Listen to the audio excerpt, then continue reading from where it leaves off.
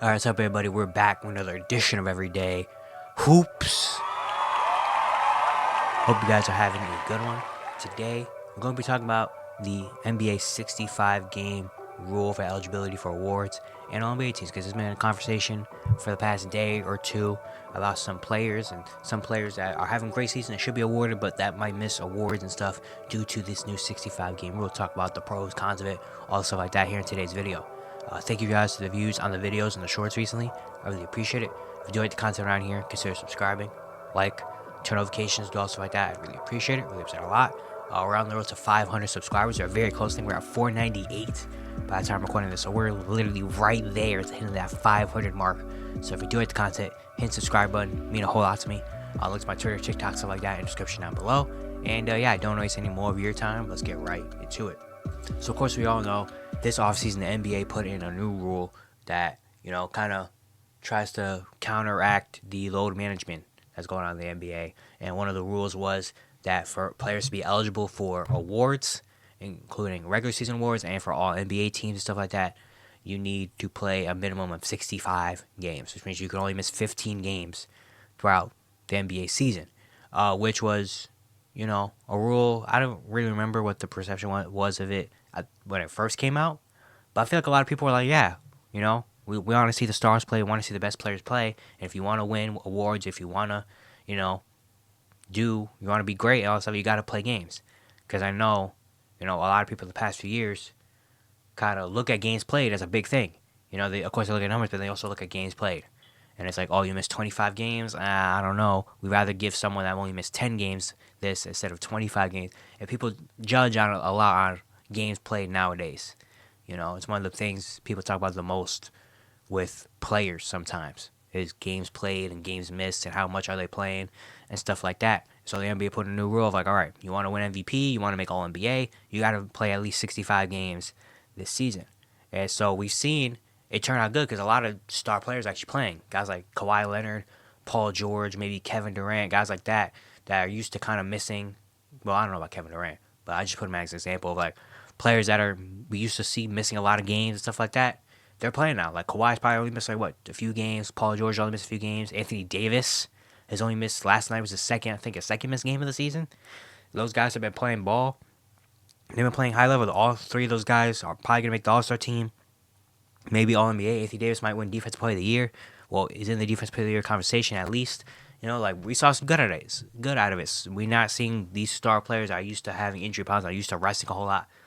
And usually in a regular season where the 65 game thing didn't exist, you would probably see Kawhi Leonard and Anthony Davis probably sit out a couple games here and there randomly just because. But now, because they want to prove themselves, they want to win awards and stuff, and teams know that, it's like, all right, you guys go play, So it's been very interesting to see that side of it. But the other side of it now that's come into play is that there's a couple players that are probably going to miss out, that might miss out on awards because of the 65 game rule that really deserve it. Like Joel Embiid, for example. Joel Embiid is gonna right now is the leader of MVP, is most likely probably gonna win an MVP this season. Well, he's got the highest odds probably right now. He would be my favorite to win, but it's getting close to that mark where he might not make the eligibility requirement. The Sixers so far played in 46 games. Joel's played in 34, so Joel's missed 12 games. So that means he can only miss 3 more games to still be eligible for the MVP award, and that's a big thing because we've seen that his knee is not good right now. He's got knee issues, and in a regular season, he most likely will be sitting out for a little while because of that knee. And the Sixers are like, we are more important to us in April and May than having you go hard right now in January and February, with this knee issue, trying to win an MVP. Because usually in a regular season, the Sixers probably at this point would sit Joel for maybe a week or something like that, and then he would come back later and then have his thing. It would be talked about in his MVP discussion, but ultimately maybe he might win it still. But now with the new 65 game rule, if he misses a couple more games, he's not going to be eligible to win MVP, even though he's having an amazing season, averaging 36, 12, and 6, or something like that. Last time I checked, he's having an insane MVP type season. Yet, because of this new rule, he might not win it because of injuries. And now, honestly, watching last night, Joel Embiid is not healthy. Watching the Warrior game last night, Joel Embiid is not healthy. He had one of his worst games of the season. He had a couple times where he had to go back to the locker room, hurt his knee on stuff. Joel Embiid is not healthy right now. Joel Embiid should not be playing. I felt should have not played in last night's game, honestly. It only came out like maybe 5-10 minutes before the game that Joel Embiid was gonna play, and honestly, I thought he was gonna miss that game. But honestly, I feel like he might have played because of the rule requirement. Like I know he's been talking a lot about he wants to win. He won the MVP. Now he wants to win a championship, all stuff like that. But I mean, still, Joel Embiid, you know him. He wants to win that MVP award. He wants to go back to back like Jokic did and Giannis. I feel like he wants to do that, and so I feel like he kind of forced himself to play in last night's game. Because if you look at him on the court and watch how he was playing, it did not look like he was healthy out there. And to make it worse, he did injure his knee again 2 times throughout that game in the first and in the fourth quarter. And so now it's going to be a big question of like, well, Joel only has 3 more games to miss before he's not eligible. And now with a re-aggravated knee injury from last night, it's like, how much does he want to push? How much do the Sixers push Joel Embiid to play in the next couple of games? Like I wouldn't be surprised if Joel misses another game or 2 now, try to rehabilitate it. But he might not miss that third or anything like that because he wants the MVP award. It's a big thing. Obviously, if you win 2 MVPs in a row, that's big, and he should be the MVP of this season so far. So it's just really tough to see that Joel might have to play through injuries when in a regular season where this 65 game rule did not apply, he probably would be sitting right now. He probably would have not played in last night's game, because his knee, he did not look right out there. And so I don't want him to force himself to be able to play if he's not healthy, just for an MVP award. Another player that's been talked about like this is Tyrese Halliburton, who also came back last night. But Tyrese Halliburton is in danger of missing out on an All-NBA team, even though he really deserves it. He's been arguably maybe one of the best guards in the NBA this season, and he's going to make an All-NBA team at the end of the season. But that might not happen because he has missed a certain amount of games. So far, the Pacers have played in 48 games. Tyrese has played in 35. So that means he only has 2 more games to miss. And after that, he's not eligible to make an All-NBA team, which is tough because obviously he deserves it. He's been one of the best guards. Honestly, right now, he probably would be an All-NBA second team or something member. But because if he misses 2 more games because of a hamstring injury, which is a really tough injury because hamstring is kind of, you never know. There's never a set. It's not like a sprained ankle where it's like, all right, probably going to miss a certain amount of time, but then he'll be back. Hamstrings are kind of like a thing where it's like day to day, we'll see how it goes. Like he came back for 1 game, the first game of Pascal Siakam, he came back, but then he had to miss the next 3 games because of that hamstring re-aggravated again because I feel he kind of probably rushed back because Pascal was there and he wanted to play with Pascal. He kind of rushed back, re-aggravated it, and he missed a couple more games. And now he came back last night against the Celtics and he had a good game. He didn't really play that much though. He's going to be on a minutes restriction. And honestly, I won't be surprised if we see that for a little while for Tyrese if he's on a minutes restriction because, again, he has to play. He only can miss 2 more games before the rule, applies where he cannot be eligible. So maybe we might see Tyrese playing like only maybe 18, 20 minutes per game or something like that just because he doesn't want to miss out on that money. Because for him especially, that's a big thing because now All-NBA, All-Star teams and stuff like that matter into your contract, especially for a young guy like Tyrese who just got paid and with his new incentives and stuff in the contract. I think I saw a thing where it said if he misses out on All-NBA this year, he could miss out on $40 million, which is a lot of money. I mean, of course, he's getting paid. He's going to get paid that a lot of money anyway with the new contract extension, but still, I mean, $40 million, I mean, that's a lot. That's changing. That's generation changing money. You know what I mean?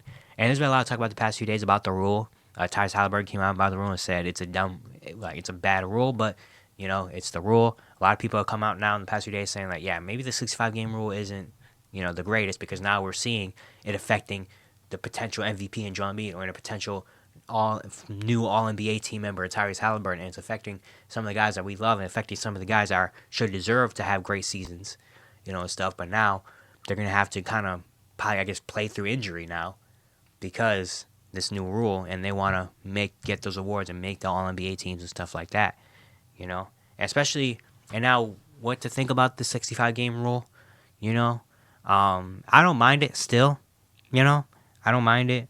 Maybe we can change the number a little bit. Maybe we can change it to like 62, so you can miss 20 games, even though 20 games does sound like a lot in an 82-game season scenario.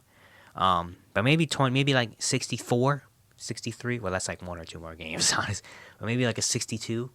So maybe like you can miss 20 games of the season potentially to make it better. But honestly, it's like, it's the rule now. 15 games. If you miss more than 15, you can't make it. And there was a rule that was put in this offseason to kind of counteract the load managing and not playing. But it's also different because I don't think Joel and Tyrese are kind of like load managing. Like Joel, you could saw last night, Joel is actually hurt out there. Tyrese came back for a game and missed the next few games. If it was load management, then Joel would have missed the game, came back for another few games and missed, or Tyrese would have played that game, maybe missed the next game, and then come back. These guys missed actual time. Like Joel missed a couple games in a row. Tyrese missed a couple games in a row. It's not like they were low managing for 4 days. They're actually hurt.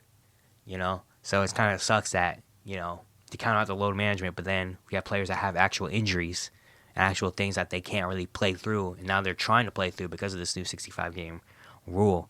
But I mean, I guess the rules are the rules. 65 games. That's what a lot of people wanted, honestly, too.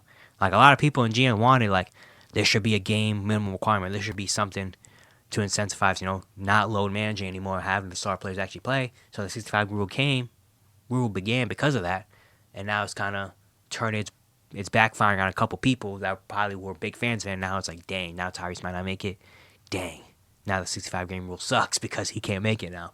Kind of in a way, But, I mean, especially with today's NBA, like, people aren't really playing through a whole lot of injuries anymore, especially in like the regular season, like the Januaries and Decembers.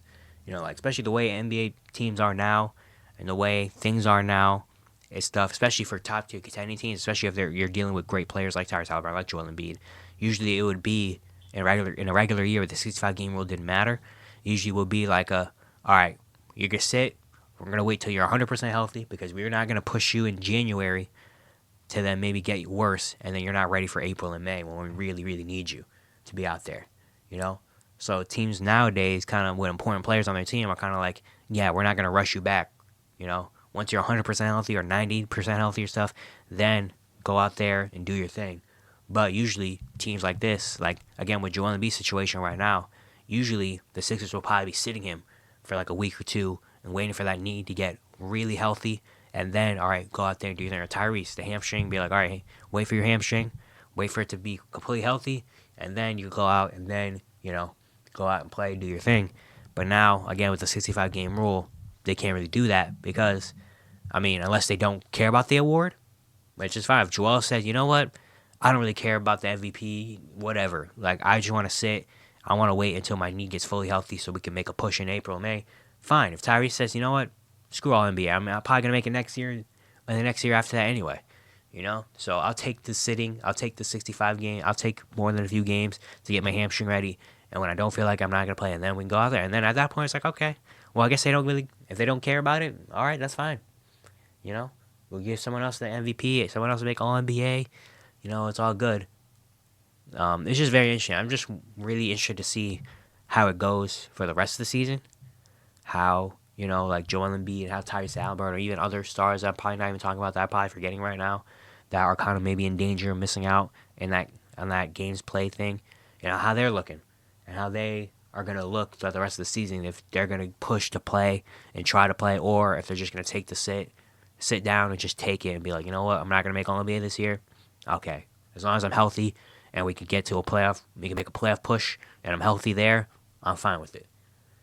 But it's going to be very interesting to see how the 65 game rule kind of applies to these guys and who makes it, who doesn't make it, what things are affected by this rule by the end of the season.